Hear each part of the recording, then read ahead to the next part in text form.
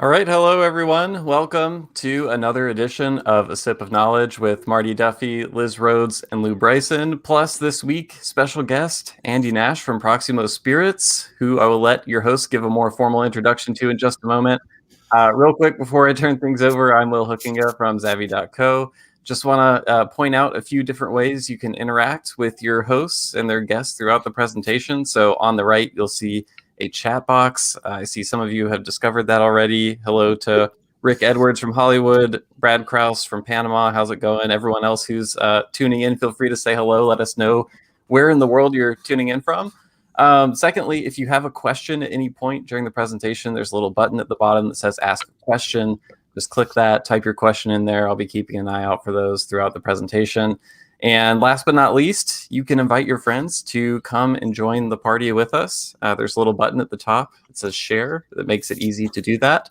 But with that said, Marty, Liz, Lou, I will turn things over to you now. Thanks, Will. You're the best. Thank you very much. Hi, everyone. My name is Martin Duffy. I am a former senior master of whiskey for Diageo before being defrocked in a big, huge sex scandal, just so you know. And then they're very transparent. Then for 18 months, I was the national brand ambassador for Benedictine liqueur. Andy, you should grab this brand. It's hot. Woohoo! And then it's a brand new on the market. Respecting Benedictine. It's a Benedictine. I don't even know him.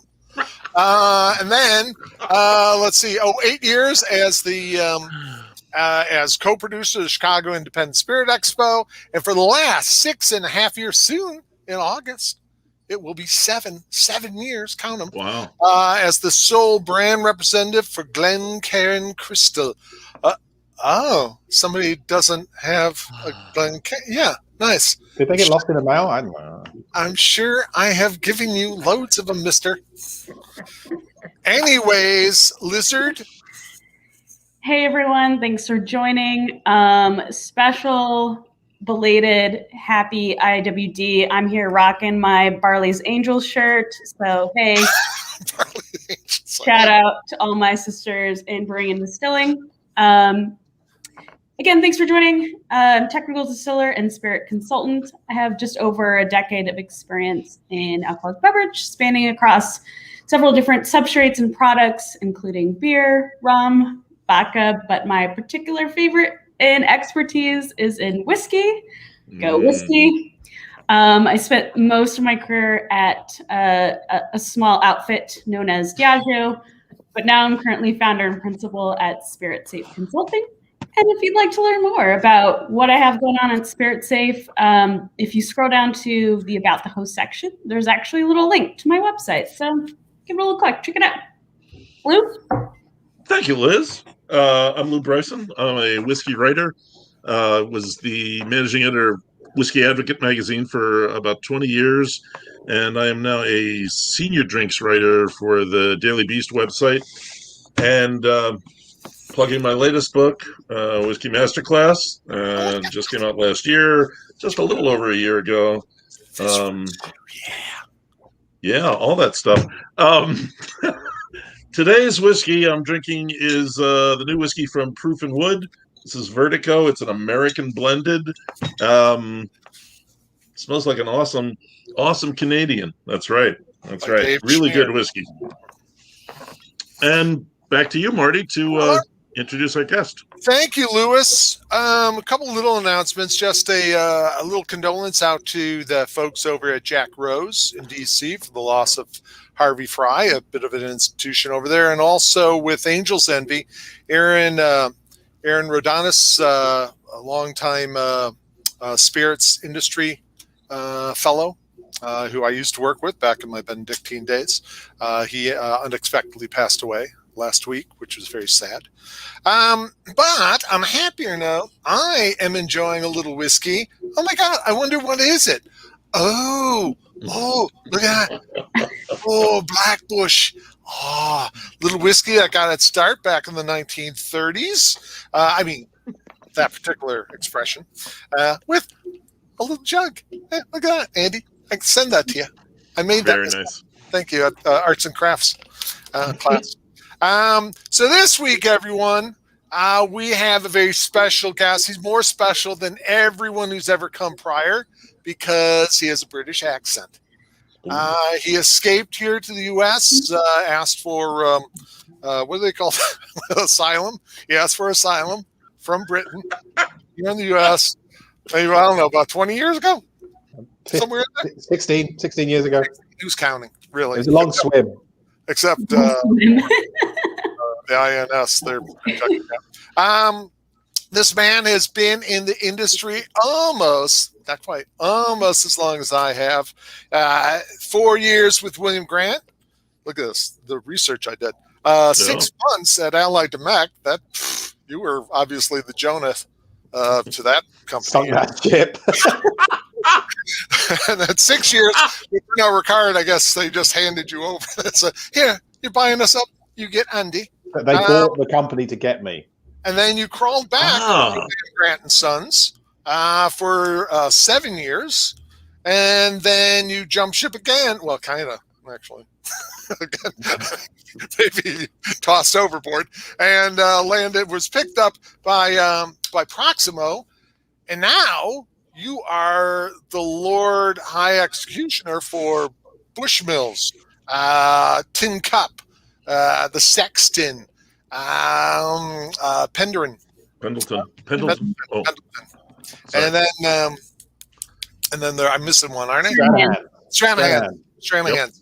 Sorry, been drinking a lot of energy stuff today, so my mouth is moving a little faster than my brain, which it doesn't take much. Anyway, it's a pocket square, so that's cool. It's what? I think that's a first for us. Really? Well, he is British. That's what they do. I gotta say, I like the pocket square with no tie. I like that look. That's what we're known for. I was told you can do that, and if you wear cufflinks and a pocket square, you don't have to wear a tie. That's what I was told once. Wow. Okay. Yeah. And it does. It looks great. Very James Bond. I need to get that Matrix, I guess. In fact, a lot of people have called you, Andy, the James Bond of whiskey marketing. Andy Nash, everybody. Wow. I would have actually would have put that on my resume. I might update LinkedIn right now with that. And Daniel Craig is on his way out. So opportunity knocks. I did tell you that you come up with a lot of great ideas. So you did mention that, yes. Yeah, and they're free. They're all free. All free. All free. For the love of the industry. So, Andy, tell us, as we do every week, we ask our beloved guests to give us their journey. How the hell did you get into the whiskey biz? Oh, my gosh. Good question. Thanks for that. It's good. Mm-hmm. I actually, I stumbled. It was whiskey or pharmaceuticals, so I picked the right one. Kind of the same thing. It's like roughly. After college, I got a job offer as a sales rep for what was United Rum Merchants in South London. That's a good name. You remember them? So United Rum Merchants, and they looked after at the time Tia Maria and Lamb's Navy Rum and Teacher's Highland Cream, Lafroig. I mean, they joined with another company to become Allied Domecq in the UK. But that's, again, I'm dating myself here. But I took a job because it was a cool sounding job, calling on like independent retailers, like off licenses, bodegas kind of thing in South London. And they would basically give me a car with a trunk load of whiskey. And that's, I got into it because I thought sales would be fun. And then at one of our company meetings, it was brilliant. I found it was brilliant working for a drinks company because at the end of dinner, they didn't go around and ask if people wanted drinks. They just put like 12 full bottles on the table, and it was just like, help yourselves. And I was sitting next to an older gentleman there called John Campbell, and John Campbell was the one of the original sort of whiskey ambassadors for Lafroig. And he just said to me, "Is like, "Will you have a dram, Andrew?" And I was like, "Yeah, I didn't want to be rude and say no." And he gave me a glass of Lafroig, and it was my first glass of Lafroig. And I took one, and I was kind of like, "What have you just done to me?" It was strangely amazing, weird, and I was like, and from that second, I was like, I want to know more about this. So I really enjoyed that, and then I ended up with that company. Starting my marketing career by going into sort of a trade marketing role, and then my first brand manager role was on Lafroig, where I got to work with Ian Henderson up on Isla, who was just the most amazing guy to work with. So that was my start. That was my start in this business. And that was all in the UK, right? Yeah, that was all in the UK. And then I had, I did that for a while. Took off, traveled the world, came back, worked for William Grant's internationally for 4 years out of their global office, and then a good friend of mine that I'd worked with there said, "Look, there's a job going in the States if you want to come and look after what at the time was going to be Lafroig and Ballantine's and a bunch of other kind of Scotch whiskies that Allied Domecq had." Which was fantastic because the job sounded like a dream. I got to come over and work not only on those brands, but then also within my team. We had Maker's Mark was there, so we got a lot of exposure to the team at Maker's, and got to meet Dave Pickerel and the team down in Kentucky. And it was again a brilliant introduction to the industry in the US, and doing that role because we didn't have an ambassador in the States. I would be going to whiskey shows in the evening, and I started then meeting all of the ambassadors that were out there, the guys that we know and love, and really kind of embracing the whiskey industry in the States. That was really cool. In a way, that was, to me anyways, it was kind of like the golden age. Whiskey shows were brand new. Whiskey magazines were brand new. The whole idea of brand ambassadors were brand new. Mm-hmm. Bringing distillers out. It used to be just like local distributor reps, and now you had this rise, and everybody was becoming well known, and it was, and plus you got to meet a lot of really interesting characters. Unfortunately, some of who, it's amazing. It doesn't seem that long ago, but so many of them are no longer around for one reason or another. Some have retired, but now, how did you go from one company to another? Within about 20 years, you worked for what, 4 or 5 companies? How does that work? Did you want to jump? Were you happy?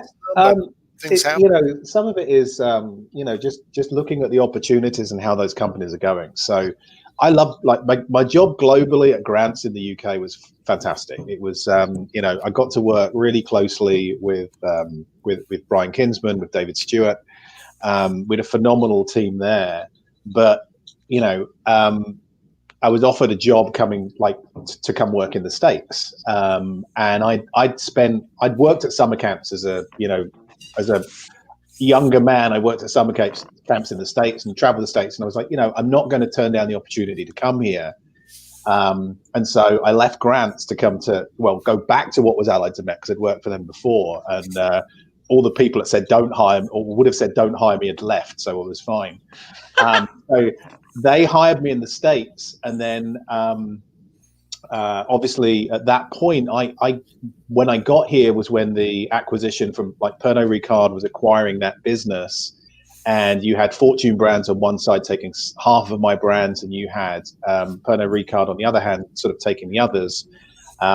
And so that was just, they said, look, which would you like to work for? And I just come across to work in New York. So I went with Pernod, and then, through that was, had the great opportunity to work on Glenlivet, and, got to spend phenomenal time in Scotland with Jim Cryle and Alan Winchester, and with a great amount of time at Ian Logan. So I got to work on that, and then was moved across onto Wild Turkey, which is phenomenal. To go hang out with Jimmy Russell was just a dream. It's so much fun. And I love my time. Yeah, I just love my time in Kentucky. It's like, a guy from London, like part of one of the things I did there was they sponsored the National Wild Turkey Federation, and they one of the things they had me do was go and go on a turkey hunt with all these guys. So I spent like a week in the Powder River Basin in Montana with a whole load of like guys in like camo gear. Like one who was called Crawdad Chad, who was just brilliant. And so that was some of the stuff that I got to do on Wild Turkey. It was like boys from London should never get to do that.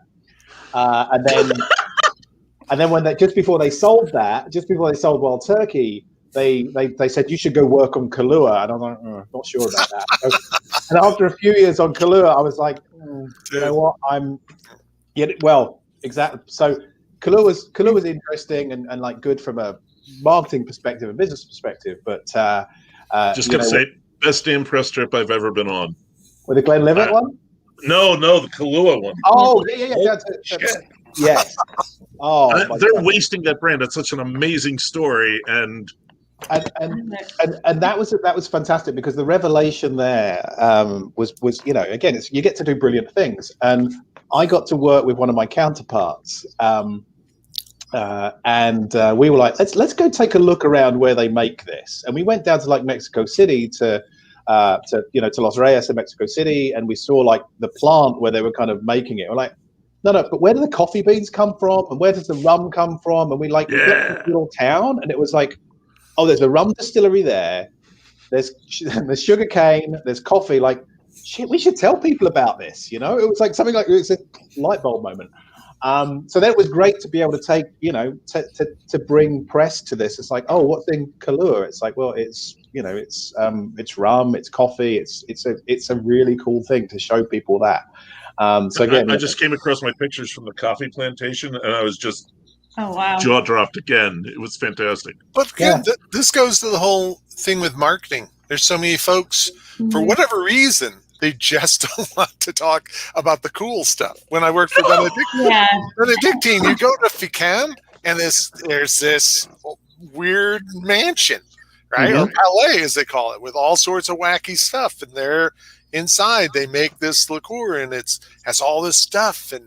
But they wouldn't let me know what botanicals went into it. They wouldn't let me know. They couldn't talk about any of it. And then when they wouldn't even hint at it. And try arguing with French people. I mean, it was so hard. I go, but this is what people want to know. And they go, well, why do they want to know this? Why do they not just drink it? Yes. Is it because they don't understand why people want to know about it, or is it more I remember that with whiskey distillers. Yeah. Why the hell do they want to know that? Yeah. But see, with whiskey distillers, I always got the impression when you visit a distillery, again, this is the great part of the earlier part of this industry for me. When you go to visit a distillery, it was like visiting, I don't know, an auto repair shop, and a bunch of people really want to go see it. And to them, it was like, what? You're just making whiskey here. This is what you do. You got to still, and you throw some grain. And I remember the first time I went to Wild Turkey, it was scary. It wasn't until some of those... That was held together with chewing gum and baling wire for a good amount of time. That's right. The old distillery was... The oldest, They took us on a tour, and it was a guy in grungy overalls who had just been working. And they stopped... The French guys. This is Benedictine? No. I'm sorry. This is Wild Turkey. Yeah. Wild Turkey. And the guy was kind of saying, so over here, this is what we do here, and over here. It's like, can I get back to work now? Can you guys look off? But there's a beauty to that, because like I remember, so too. I remember doing that with at Balvenie, and walking around there before they ever let people go around the distillery. It was like, why would you want to come? I mean, there was cobwebs. It was like crazy, and we're like, we should probably let people come see this, because there's something really cool. And I got to Ian Miller, who's an absolute legend, and we were just like, we created the whole visitor center at Balvenie, like just hiding things on company cards, and like, buying a sofa on a corporate card, and like he'd like get the guys to paint an office on the weekend to become the center, and we like all this stuff. I mean, I think we put the visitor center for Balvenie, if you've been there, I think it was about 50 grand, like, which is like, and I went back a few years ago, they've changed nothing. So we did it really well. because it's like, well, no, you let people peek behind the curtain and see the magic, and like, you know, and it's not like, oh, if you've seen one distillery, you've seen them all. It's like, no, because everyone's got these unique characters, like, you know, and they're dotted all over. And so I love going to distilleries and seeing these things, and then be like, how do you bring more people? How do you show them the magic and bring the magic of each brand to life? Because ultimately, you know, most of the stories on that brand have been created out of the old guys that work there, and to them, oh, it's just my job to roll casks around or to toss the barley. And it's like, but that's fascinating for somebody that doesn't get to do that. But see, go ahead, Anson. No, I was going to say, so, and again, you know, it's like the fun part is, you know, similarly, when you go to them and you sit down with, you know, what I love to do as a marketing person is like, I love going to these places, finding out about the local history, speaking to the people that work there, finding out what's going on. Because then all of a sudden, it's like, you know, your strategy just kind of almost writes itself. Because, you know, I remember going to Bushmills for the first time, and, you know, Colin showed us around and we saw all the stuff there. And it was, you know, well, sorry, for the first time, as, you know, in the industry, like I'd gone there 20 years ago and just kind of taken a look around because it was really cool. But I remember going around McCollum, and then it was getting to sit with Helen Mulholland, and she's got this amazing closet of samples of like just random stuff they've been working on for decades. And you're like, and she's like, would you try it? I'm like, why aren't we doing something with that? And you know, you can uncover gems which, you know, people in the whiskey world want to discover. And, you know, like we did with the cognac cast that we released last year, that 28-year-old cognac cast was one of those. It was just an experiment that they were given some latitude to go work on some things. And you pull it out and you go, this is incredible. We should tell more people about it. And all of a sudden you start showing, you know what, here's this amazing aged whiskey. And you can tell through that, you can tell the story of not just Bushmills aged whiskey, but who was making single malt 30 years ago in Ireland. You can tell the story of like single malt in Ireland, as we did with Noah Rothbaum and the team at the Daily Beast. It's like all of a sudden these things kind of cascade, but you've got to go, you know, go visit the places, have that inquisitive kind of eye and ear, and just be like, okay, there's stuff here that we think people would find interesting. And then I think that's one of the fun things I've gotten to do throughout my career is like work with people and just be like, how do I bring this to life? Because it'd be really cool. Well, I kind of blame the marketing people. But a lot of this, I agree with you. I remember the first time I went to Lagavulin, it was just as people were getting over the whole idea of, oh my God, there's smoke in whiskey. What's this? And so people weren't really going there yet. Isla wasn't this huge tourist and a big destination place. And I went there by mistake. Well, not mistake. I knew I was going there. They didn't know I was coming. And so Donald Rennick was working there at the time, and he had no time. He said, Marty, nobody told me you're coming, and blah, blah, blah. And so he had me, this fellow, Ian W. took me on a tour. But the thing is, like everything inside, it looked like, you know, they could have filmed Scrooge's office from, you know, A Christmas Carol. Everything, it was just old. It was old and kind of dusty. And I thought, I love this. This is what I expected to look like. I don't want, you know, and then you go see like Woodford, and, you know, kind of, no offense, Woodford, it looks a little like a large funeral parlor outside. It just looks too, you know. Like it came out of a box. Yeah. Well, and it's too clean. And that's a fascinating piece, because I've seen that in different categories. So I remember, I don't know if you ever visited, Marty, the old Guinness hop store in Dublin before they built the big new thing. Yeah. There was this old thing with like bad waxworks and like dreadful overdubbing, and there was like one part in it where they're like, you know, local kids thought that it was whiskey going across to you know, foreign climes, and they'd yell at this boat, you know, bring us back a monkey, mister, and you get this little like light going. It was dreadful, but it was wonderful. And then and there was something which is so nice about that. And then they did like iteration one of like the new sort of the new storehouse with like the big glass, pint glass, and everything else. Mm-hmm. And it was great because the old thing had kind of had its day, and I think it was built for like 100,000 people a year to go through, and they were getting like 600,000 or 700,000 people a year go for it, so it just couldn't cope. But like when they made the transition, it became just a bit too Disney. sterile and a bit too, yeah, exactly, a bit Disneyfied and a bit like, well, are you sure you actually make it here? And that was so it lost a little bit. And I think Heineken did a similar thing in Amsterdam. They had this great old experience there with the old brewery at the heart of Amsterdam that used to go and walk around, and like it was a 2-hour tour, but the tour took 30 minutes. They then just put you in a room with like bits of cheese and stuff and kept giving you glasses of Heineken for the next 90 minutes. And then they're like, look, we've got the next groups coming in. If we give you another beer, will you leave? And everyone's like, yeah. And everyone walks out of there like moderately happy. Yeah. But they're fans for life. And it cost like, you know, at the time it cost like $2 to go around. And then the new experience they put in was like this it was super high tech, everything. And it was like $12 to go around. And it lost some of the magic that made that brand. And I think that's just a careful thing to look at, because in the quest to be like super clean and super premium, you kind of lose the little bits of magic that you have in some of these like production sites. Yeah. Is that a voice that anyone wants to listen to? Which one? Essentially what you just said. I don't know. I mean, I've always found that because I got involved. I mean, I've been involved in quite a lot of visitor centres. You know, the old one at Wild Turkey was amazing. You probably remember it, Lou. It was like talking about the house across the road. Yeah, it was like your granny's house. It was falling to pieces. And the ladies that work there, you know, like Olivia that used to work there, she'd bake cakes on the weekend to just bring in to give to people if they were passing. It's like, oh, you come in, and it was so not corporate.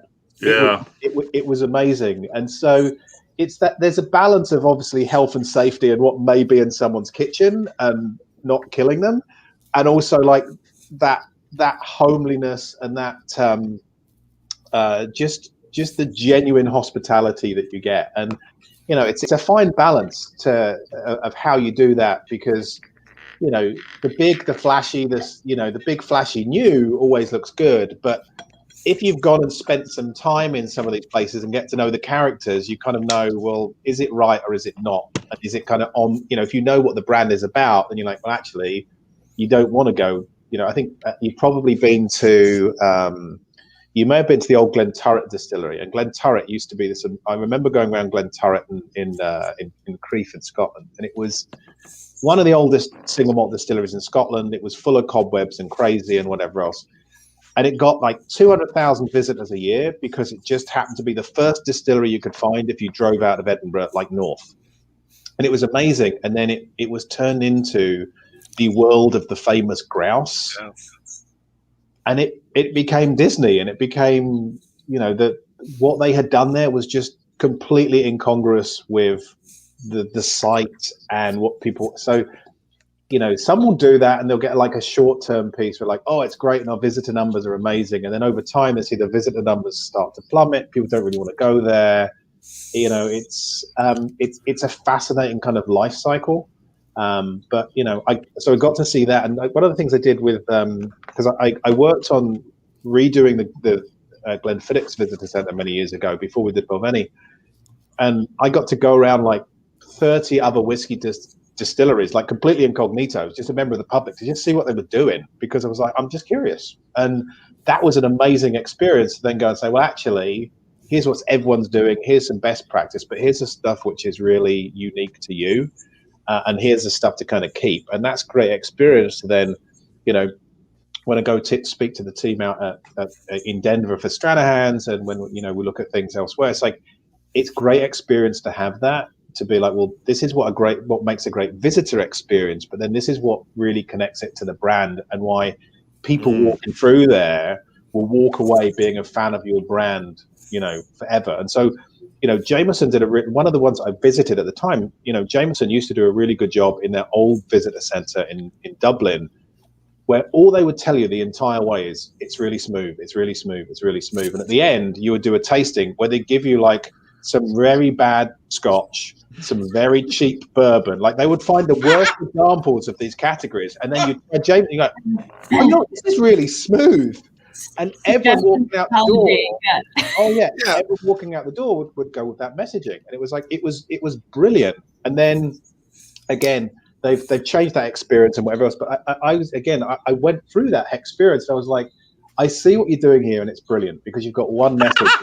You've got one message that you want them to take away. And it's like, oh, that's really smooth. The only problem with that, Andy, I used to go there when I lived in Dublin. I'd go check that out every once in a while. Sometimes I bring visitors over there, and they'd only select 3 or 4 people. And it was always like, you, 10-year-old girl. You really old man with the oxygen mask, come on up here. It'd always be people that, I'd raise my hand and they never picked me. They always picked the people they knew were going to want to have a whiskey that was, very, very, very, very light compared to, it was Johnny Walker Red and usually Jack Daniels. Or and if you've never had either one of those, Yeah. I mean, again, very well curated experience so that at the end of it, you got the result of like, because everyone else was like, well, I saw people taste it, and here's what they said. And, and that's been part of, I think they did a very good job there. Again, it's fun to see how, like, the market comes to life. Yeah, it was, and again, it was a good tour. And in Dublin, typically people they'd either go there or they would go to Guinness, and that was it. There wasn't like a big drinks trail or anything. So do one thing or the other. It was just something to do when you're in Dublin. I think Diageo realized that when they did the Bailey's experience, like outside of Dublin on a race course somewhere, and they wondered like, why is no one turning up to it? It's like, because if you make me actually go outside the center of Dublin, I'm not going to. It's like it's hard to get. You put barriers in place.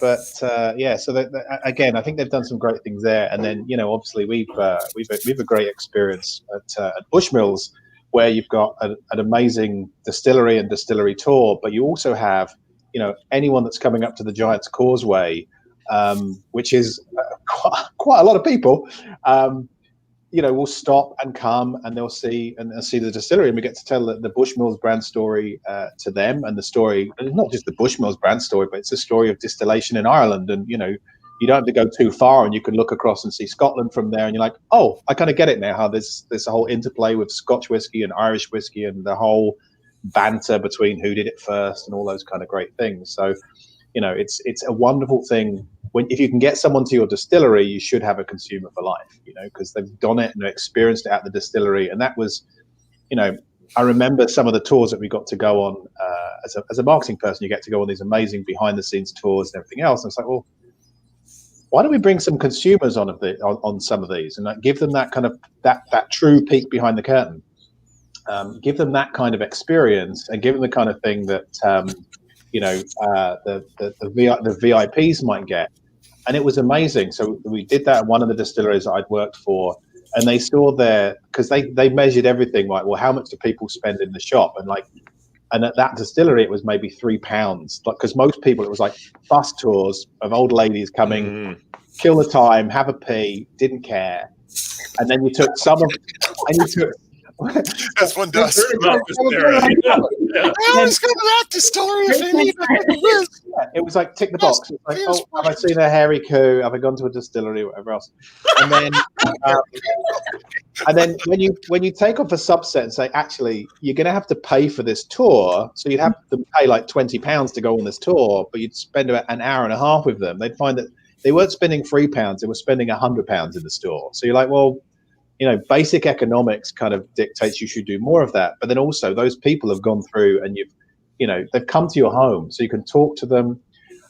You can talk to them and really tell them about your brand and give them an experience that they're going to tell everybody else about. Because whiskey, it's so much about recommendation and what you've tried and what you like. Because if people are walking up to your door, then let them in and show them what you're doing, and use them as part of your broader marketing, because them telling you about their experience in, this old dunnage warehouse, or in Kentucky when you walk into one of the rick houses in the middle of the summer and it's hotter than hell, and you're like, wow, you've got stories and you've got an experience for people to talk about and really bring your brand to life.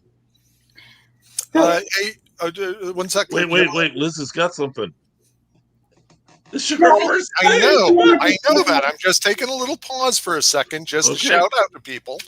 Everyone here, just so you know, your reach, Andy, is very wide. You have your current and former brand ambassador for Stranahan, little Rick Edwards, Brad Krause, all the way from Panama.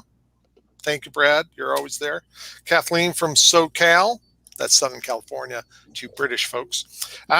Nick Taylor from Boston. Hello. Dropkick Murphy, everyone.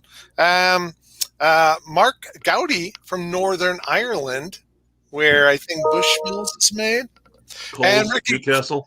And Ricky Crawford, who one of your former brand ambassadors back in the day, who oozes testosterone. If you just stand next to him, your testosterone levels go up.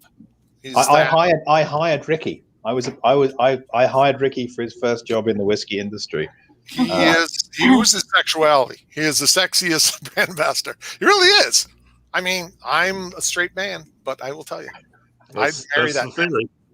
I'd marry him. He's so sexy. All right, go ahead, Liz. Sorry. Okay, awesome. Something I wanted to circle back on that you sort of touched on, but maybe we could dig into a little bit further. And maybe this could be polarizing, but I'll ask it anyway. So in terms of the role of the people piece or the role of an individual in terms of the marketing story, because you mentioned, okay, peeking back behind the curtain, okay, I'm going to get to meet the operator or so-and-so who does this, but moving past that, also maybe the role of a master blender or master distiller and how that all goes hand to hand into a marketing story. I mean, they all play a part, and obviously in some of the roles that I've worked on, you've got people. If you talk, typically or historically, a lot of production sites were in the middle of nowhere for a good reason, so you could hide it from people who wanted to get tax from you and stuff. Cheap real estate, cheap real estate. The water's clean, things like that. And so with some of those, it was very much, there was the workforce there would be almost intergenerational. And, we have, even at Bushmills now, we've got a couple of generations of Coopers because they've been there that long. And like one of the Coopers and his son is there. And so those guys are there because it's great employment, steady employment in what are typically sort of more rural areas. And so it's wonderful that you can do that. And like the companies that I've worked for have been very much wanting to keep those jobs in those areas rather than like centralize everything. And, there are some companies out there who want to just make whiskey as cheaply as they can and sell it for as much as they can. And they don't care about those pieces. And there's others who are like, we don't care if it costs more money to do it this way. This is the way we've always done it. We want to support the local community.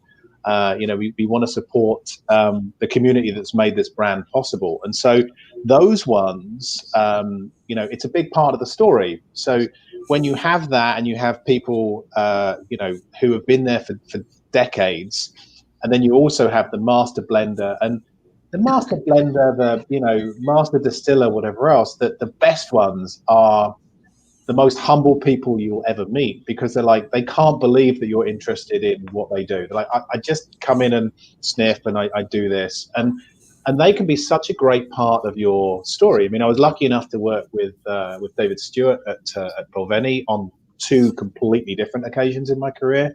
Lucky enough to work with Jimmy Russell and seeing what they do. And, now I get to work with Colin Egan and Helen, who've been at Bushmills for forever. And it's like, there are such great richness that you can bring from their stories that come through the brand because, marketing people get a bad rap sometimes because a lot of marketing people, they may touch a brand for, 6 months, couple years, and then they kind of got onto something else.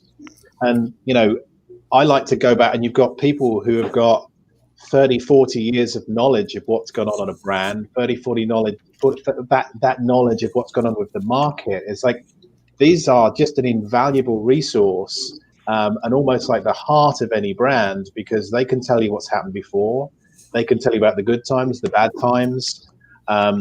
and that can be such a fundamental part of your marketing stories. And they can also say, well, we did this and it didn't work, and here's why.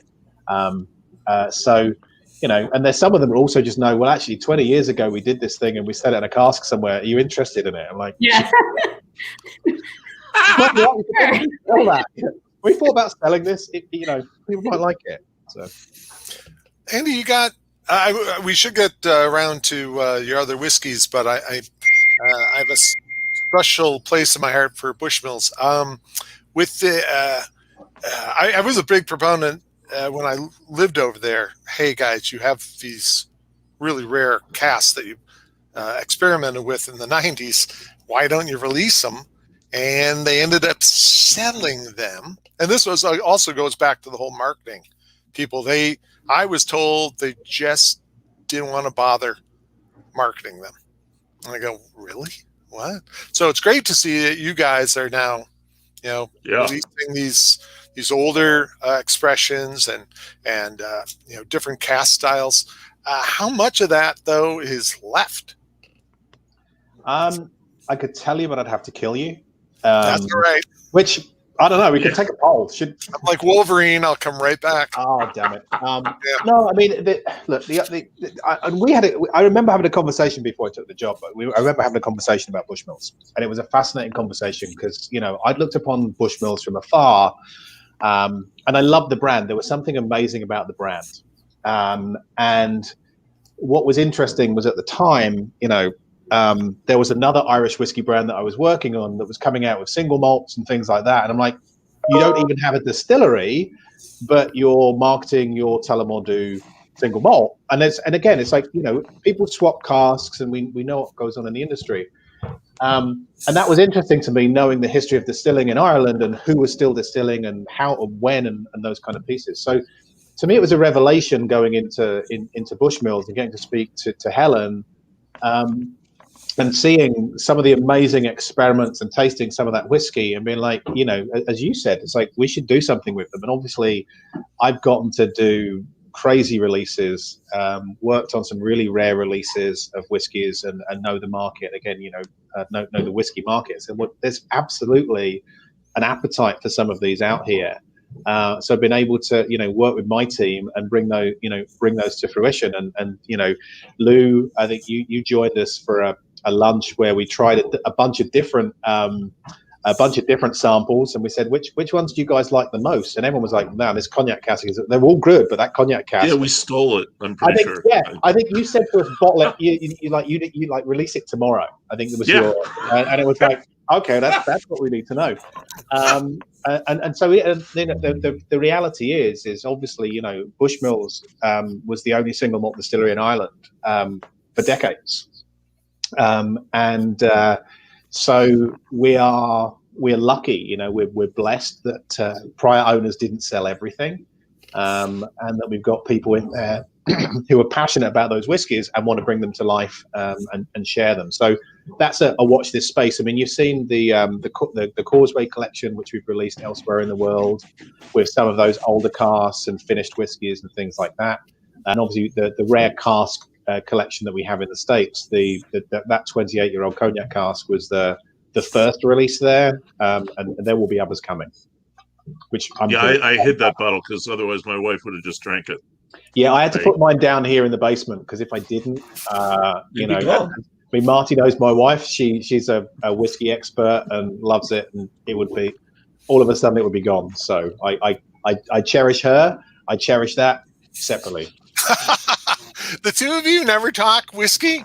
I mean, Christina was in, for those, I don't know if we mentioned this earlier, but Andy's married to Christina Sutter Nash. Hello, kind of like Farrah Fawcett Majors. Yes. Christina worked in the whiskey industry for a number of years until she became a mama of 3 lovely children. You guys don't talk whiskey over the dinner table?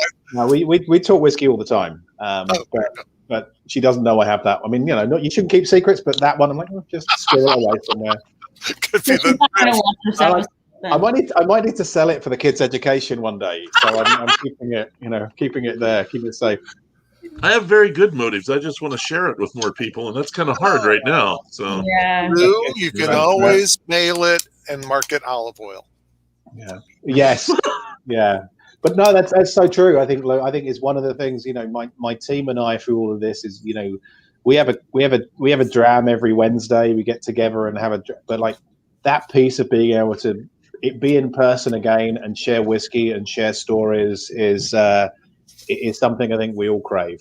I look forward to opening a special bottle with my team, and we're able to do it again, and continue to talk whiskey and give tell stories and all that kind of that great stuff. So I'll pick a special bottle when that happens.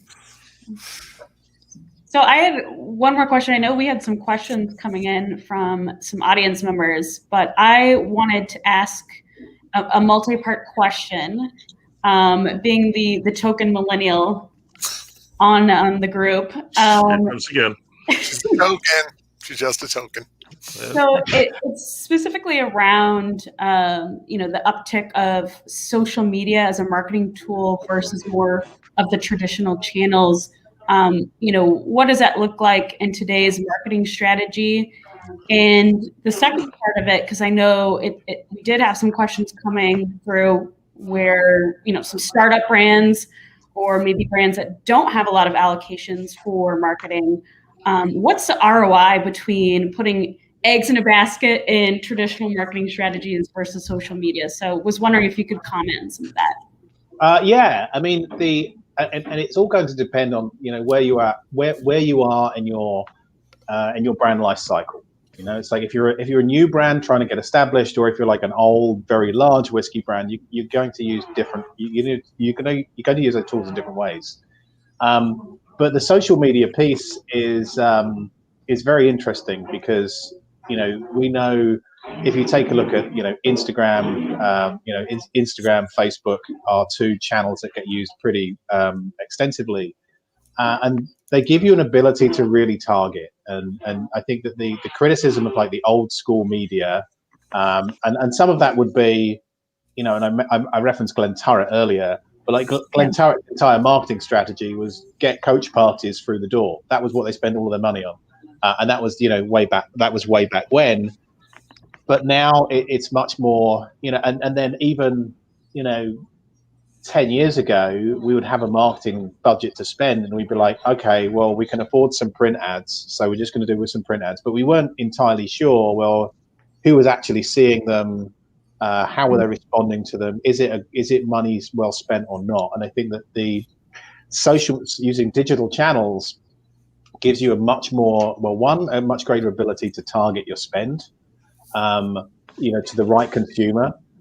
It's a lot easier to track that spend and say, well, actually, someone saw my message, but did they do anything with it? Did they just see it and like keep scrolling, or did it stop them and they wanted to find out more? So there's more data that you can draw. Yeah.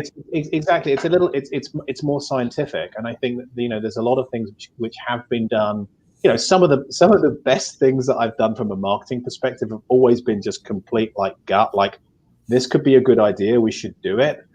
And then there's elements where you want to be strictly measured and say, we've got, especially when you've got a limited budget, it's like, am I spending it in the right areas? And I think that marketing is always going to be that blend of art and science. And like the science, that science part is like, can I do this? Is it trackable? Whatever.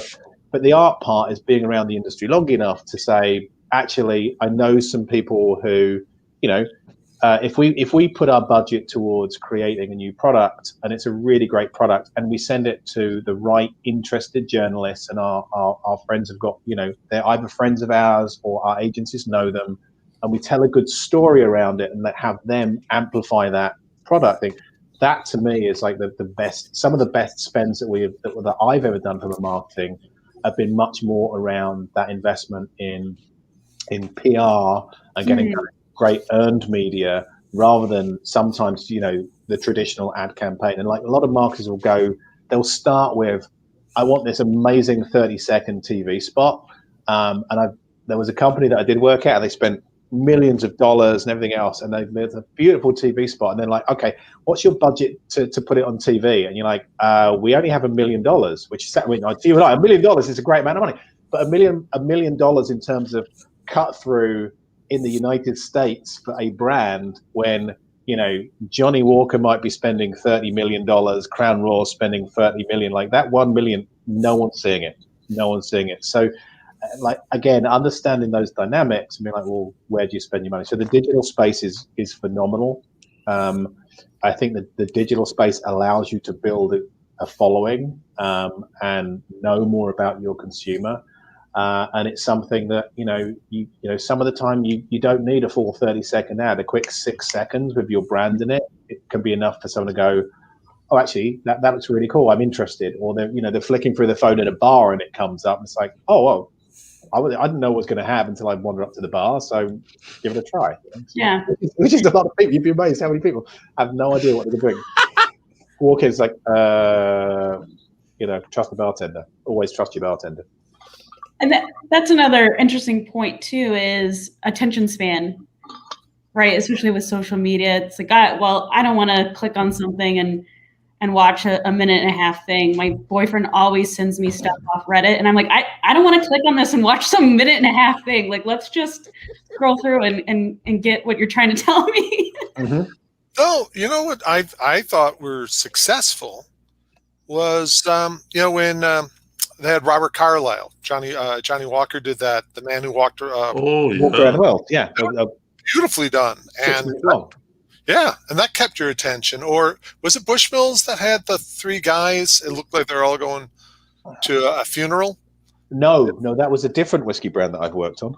A different Irish whiskey brand. Really well done, except I didn't remember what brand it was. Well, exactly. So not that well done if you don't attribute the brand to it. It's like still engaging.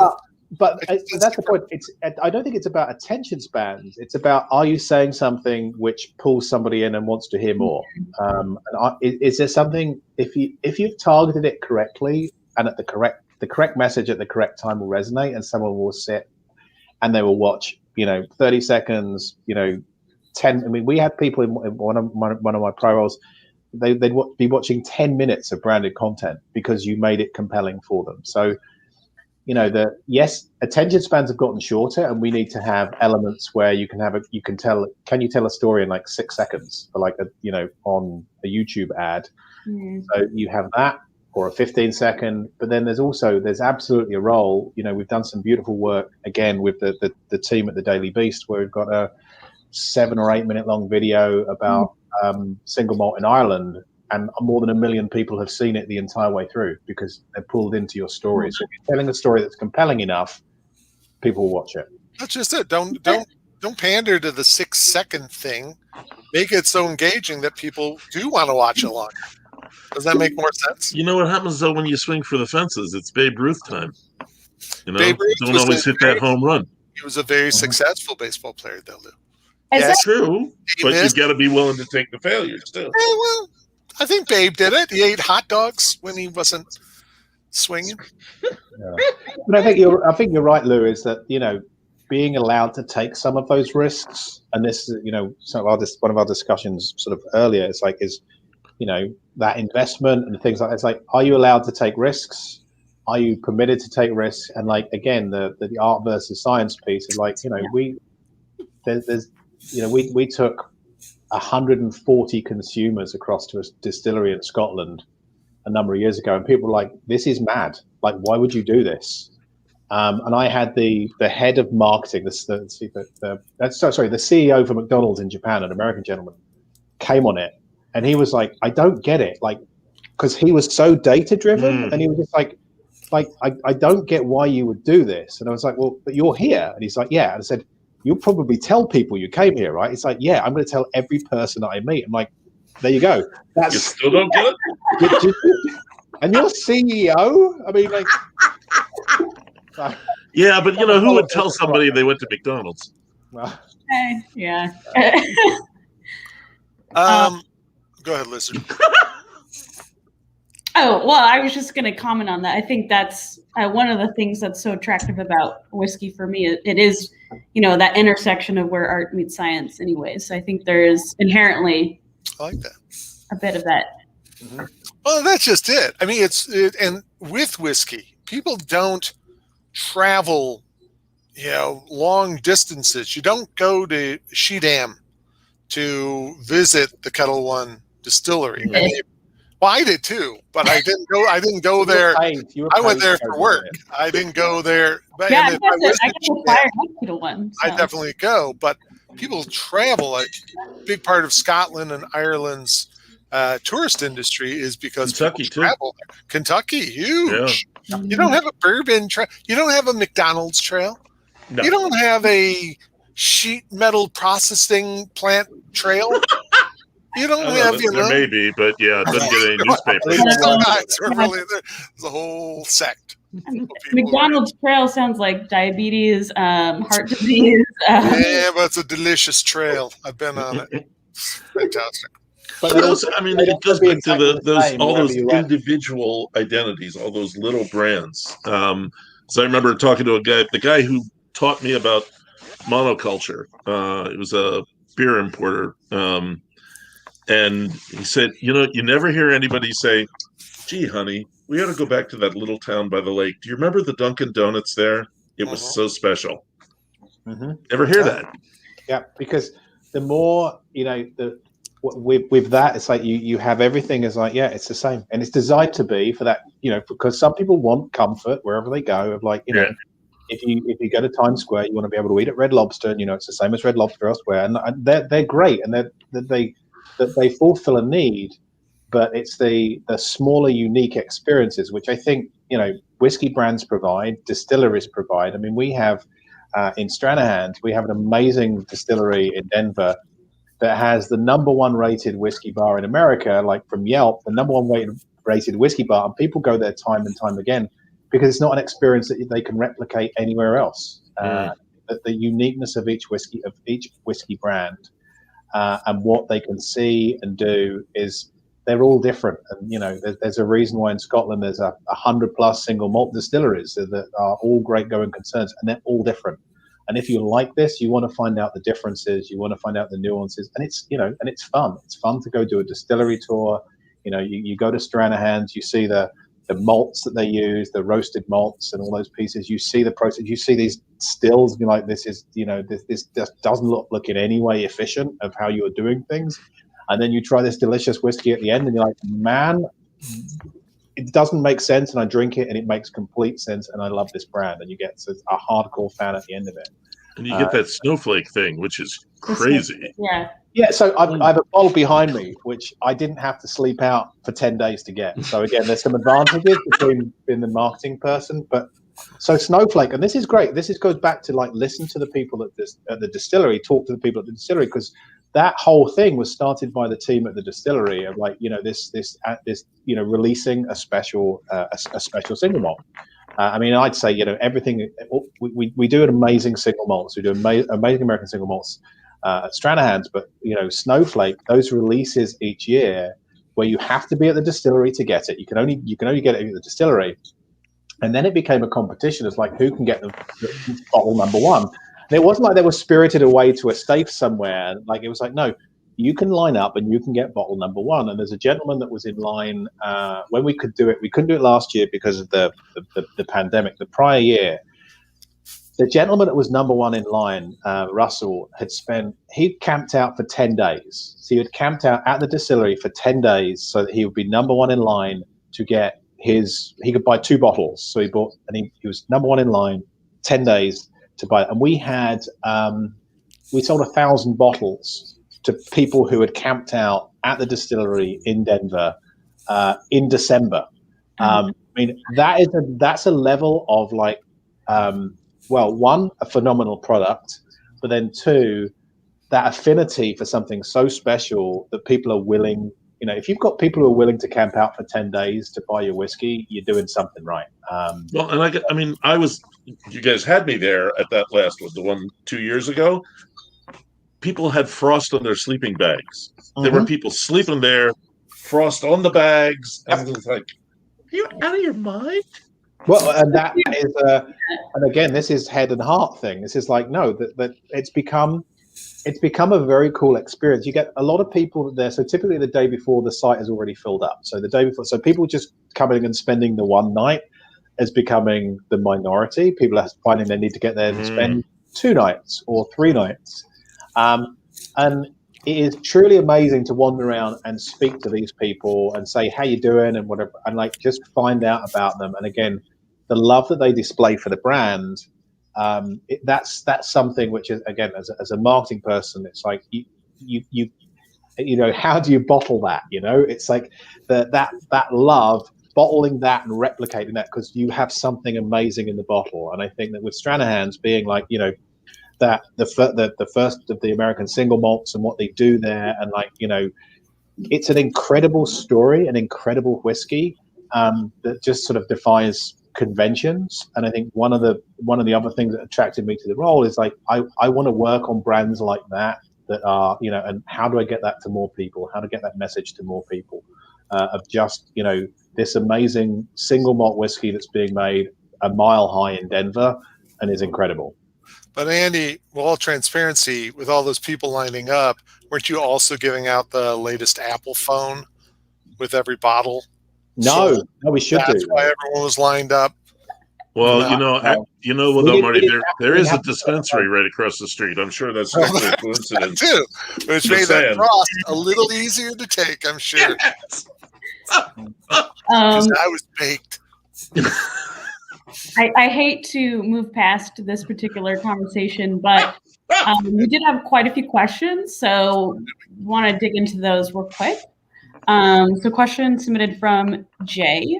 Do you think it's possible to build a 20,000 case whiskey brand 100% through distillery tasting room and local off-premise? Yes. Okay, next question. Next question. This is like a it's like being with George Grant again. It's a British thing, very precise. You know, depends where you do it. You know, it depends where you do it, and you know, and who's, again, it's a, what's the location, what's the product. But I think you'll find that there's brands out there that can do very, very well and can do that sort of volume. You know, as a parallel, you look at Napa and the wineries and the wine tasting rooms and the wine clubs and things that they do there. I mean, Marty, you were with us in Georgia a number of years ago at a winery in Georgia, and that winery was doing incredibly well, just selling to people on their doorstep and people that were coming through their tasting room. And it was in the middle of nowhere. Exactly. It's up in forest, anyways. Yeah, exactly. It's up in Dahlonega in Georgia. It's an amazing vineyard. They make great wine. And they, you know, what they were doing is they used that space. They had a great restaurant, and they had a great, a great program for tastings, for food, and combined elements there that would bring people to an event space. There's a number of elements they combined, which then built that, so that if you would find Wolf Mountain wine all over, you could get it all over Georgia, but they want to sell it out of their front gate because, they make full margin on it. And so if you can do that, amen to you. Don't need to be, and I think this is the mistake a lot of places make. It's like, no, they want to be like, I want to be all over the United States and in every state and in everything else. Like, well, actually, you can get an incredible business in one city, in one state, if you do it right. And I think, brew pubs and stuff like that are great evidence of that. Yeah. I was going to say, Lou, you could probably speak to that as far as the brew pubs. I know. I was just actually thinking of New Glarus. I mean, they pulled back into just Wisconsin, and they're kicking ass. They're a destination place, and that's what they love. Yeah. They don't have the expenses of being in other big markets. Yeah, smart. I remember every time one of my friends would go to Wisconsin, if you weren't bringing back a 6-pack. Well, there's those two bartenders from Minnesota who brought back some kegs. You got a little trouble. Yeah, I heard about that. Yeah, a little trouble. So over state lines. Our next question is also from Jay. Are you seeing global interest in American single malt? And do you think it has lasting power without a legal standard of identity? Yes and yes. I mean, I think American single malt is fascinating. And I remember, I think the Japanese model is an interesting one because I remember people saying, And they would.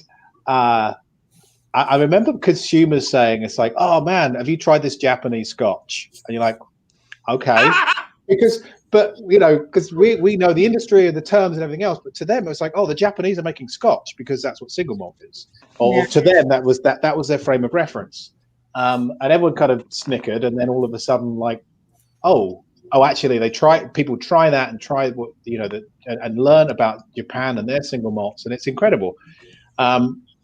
And I think American single malts, you're doing a similar thing.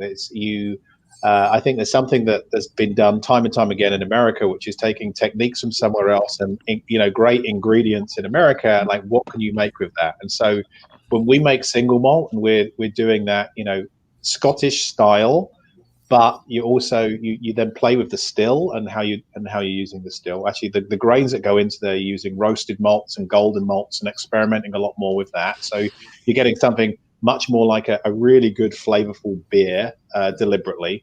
And then it's funny when the whole of the Scotch whiskey industry and the Irish whiskey industry is touting like, oh, well, we're aging in a bourbon barrel and whatever else. We're like, well, we do that, and we use a bourbon barrel and we'll do some other things. So there's all the ingredients there, and I think what you saw last year when we released the 10-year-old Mountain Angel for Stranahan is that as a whiskey drinks. It's a 10 years old, but it drinks like a 20-year-old plus whiskey from Scotland because of how we mature it and those kind of pieces. So it can compare, and I think take on and beat some of those the single malts from elsewhere. So there's absolutely global interest in it. And I think that we got greater understanding from the U.S. government in the last year. I remember when we're doing a release, and I think I changed the label maybe 4 or 5 different times going through approvals with the TTB because of how things were evolving and how we could describe things as American single malt or Colorado single malt, or just and so things are evolving, and there's a lot of great other distillers out there who are also leading this fight to get American single malt recognized as a category where you're using 100% malted barley, not like bourbon and rye where you're using 51% corn or rye, and that becomes the standard. So there's a lot of great work that's going on out there, and the more of that and the more we get recognized for releases like Mountain Angel, and people see 100% malted barley American single malts and try them, the more recognition we'll get, and I think that'll help the industry as a whole. Plus, now you also have Rick Edwards as your brand ambassador for Stranahan's, and Rick, former master of whiskey for Diageo and for Glenlivet. Now he is traded in his plaid for this Western garb, and I believe it's in his contract he refuses to be photographed in anything except sepia. So he always has this very Western golden look in all his photographs. It's the light in Colorado that a mile high, it just diffuses the light beautifully. Totally sepia. No, I'm thrilled to have Rick working on the brand. I mean, he brings a lot of unthrilled.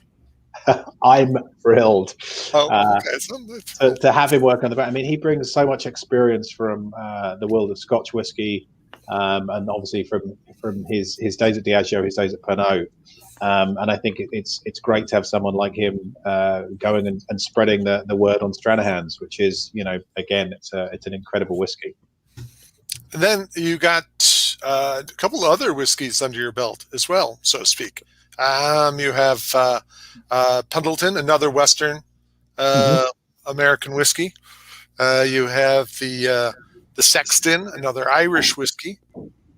And I met Alexis Thomas, and she is wonderful. I thought she was great. What a great brand ambassador! It's great she's the distiller, but she's a brand ambassador. Yeah, but she's out there. I think she's fantastic.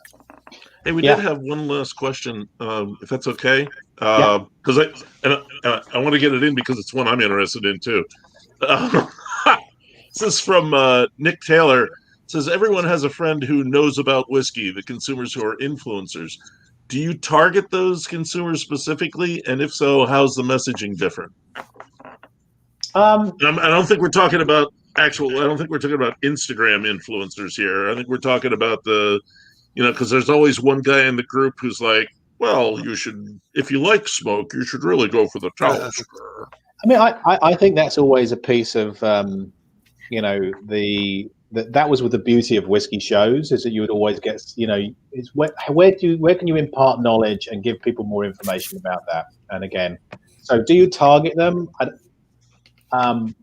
There's many ways to do that. And I remember when I first came to this country, I set up and was doing tastings for my brands in a shirt store, because I was like, wait a second, like I've got guys, they're buying shirts. They didn't know very much about whiskey, but you could give them just enough knowledge about a couple of things that they wouldn't feel embarrassed to talk about it. And I think that's kind of a starting point of give people a little bit of a story, give people something that they can remember, and some, you know, just enough information to be dangerous. And, you know, ultimately the number of people that I have, so personally, just even for me gifting whiskey and talking about whiskey, I know like the tendrils go out there. So I gave a good friend of mine a bottle of Black Bush for his birthday. And he's just like, oh my God, this is incredible. Tell me more about it, whatever. And I didn't tell him I worked for the company or anything else like that. I was just like, no, I think you'd enjoy this. And that's just one of those things again, like, you know, we'll talk whiskey, he'll try it. And like, again, that's the word of mouth is always going to be such a strong thing. So you're not so much targeting those people as creating them. Sometimes, yeah. So I mean, because there's a lot of people who you'd say would have influence, or you know, that there's some of those who would be, you know, I've had, you know, those polite online discussions on the Facebook around for Liz there. But I've had some of those discussions because, you know, there's some folk out there who see themselves as that expert and that influencer. You've probably come across them. I think you've all come across them at whiskey shows where some people come up and just do the, can I catch this guy out? Can I do that? And it's like, it's not really fun some of the time for those dealings versus, you know, the dealing with people who are, I guess, at a different place on their whiskey journey and getting them interested in the same way I was, where John Campbell just poured me something and said, try this, and like booked for life, and look where it's taken me. Yeah. Well, they tried, I remember I think it was Diageo, must have been Diageo, tried targeting bloggers when blogging became kind of a thing. And it kind of backfired. Because some of those guys it just went to their head that, oh, now Dr. Frankenstein. Yeah, Dr. Drunkenstein, as I like to call him. They would then turn around and say, oh, I went there and I didn't think it was all that great. And then their invites kind of dried up and they kind of changed. Yeah. That's how that is. Well, it's been fun, but yeah, our time is done. Yeah. Well, thanks so much, Andy. It's been a pleasure. Oh, thank you guys. For great to see you all and get to chat. And I look forward to at some point being in the same room with an actual bottle of yes. Maybe I'll bring out the Bushmills 28, but in the same room and share a dram and keep talking. Hey, actually, real quick, Andy, they ever plan on taking that crystal malt that went into the anniversary bottle? Yes. And put that out as just its own little. Yeah. Oh no! Oh no! We lost Andy South. Going under a tunnel. I used to have conversations like this with like guys in Army intelligence. They do that same damn thing. Oh, that was awesome. It's not a conference call unless someone gets to say you're on mute. Just rub your nose if it's yes. Put your hand to your temple if it's yes. Well, I can say that I tasted some Crystal Malt Bushmills a year and whatever ago, so there is more. All I'll say is that, you know, we have phenomenal stocks of aged malt whiskey in the town of Bushmills, and we look forward to releasing some of them. Well, that's great. I always thought Bushmills could be the Buffalo Trace of experimental Irish whiskey, you know, because you guys did a lot of great stuff back in the 90s, man. Boom. Free idea. I told you. We yeah. It's how that's I'll put that above the one about the Sexton squeeze box. May not like have been my best. I like it. I agree. I think it's great. And get the Who. What's remaining of them? Right. Sing that song. Squeeze Mama's box. got a squeeze box. Very good. Lou, can you tell us who's going to be on the show next week? I can and I will, because it is my good friend Liza Oistu. We're having another whiskey writer on next week. Yeah, I know it's kind of, but everything's just going to be written. No talking. Yeah, it's all going to be just a chat session. Liza has. I was kind of there when I was actually on Liza's first press trip, so I'd get to see her evolve from a rookie to a really accomplished whiskey writer now. And we want to try to talk about how whiskey writing has evolved over the last 20 years and the effect it's had on the industry. So that's going to be a good one. Join us for that.